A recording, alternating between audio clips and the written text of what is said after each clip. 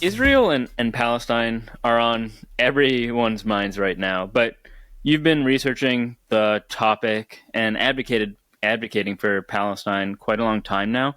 And I'm just wondering, to start us off, if your initial interest in the conflict stemmed from theoretical Marxist concerns about oppression of the lower classes, or historical interest in the area, or human rights interests, or the news cycle, or just how it all began for you.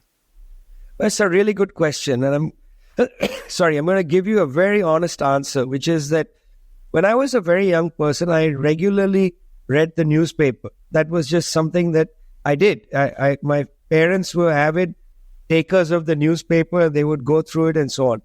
In 1982, I was very struck by a photograph that appeared in my local newspaper in Calcutta. And that was a picture which showed two women looking through a row of bodies, trying to identify something.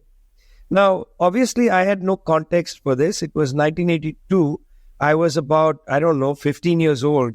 And, 15 is not a child, but nonetheless, I didn't know very much about the Middle East, let alone the city called Beirut, let alone the question of Palestine. But that picture moved me a lot. And I began to research it. And in my school newspaper, my first article was on that issue. I was about 15 and a half years old. Well, many years later, in fact, in 2014, I somehow badgered Robert Fisk. When I was living in Beirut, I badgered Robert Fisk to take me to the place where these women were looking for their loved ones. And that place was the camp of Sabra and Shatila, in the now, it used to be at the edge of Beirut, but now pretty much on the road to the airport. And Robert Fisk, who was one of the first journalists inside the camp after the massacre of Sabra and Shatila, took me through there. We couldn't exactly find where this had transpired, where the bodies were laid and the Palestinian women were looking for their loved ones. But we walked around the camp. It was very moving for me. That photograph, it's remarkable, and this is a tribute to photographers.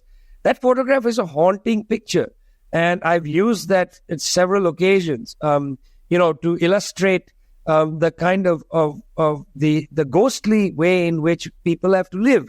Ghostly because in this particular situation, so many people have been killed over such a small piece of land. And this particular massacre was grotesque. The Israeli troops surrounded the camps and allowed their allies to enter and just slaughter civilians. And this moved me a lot.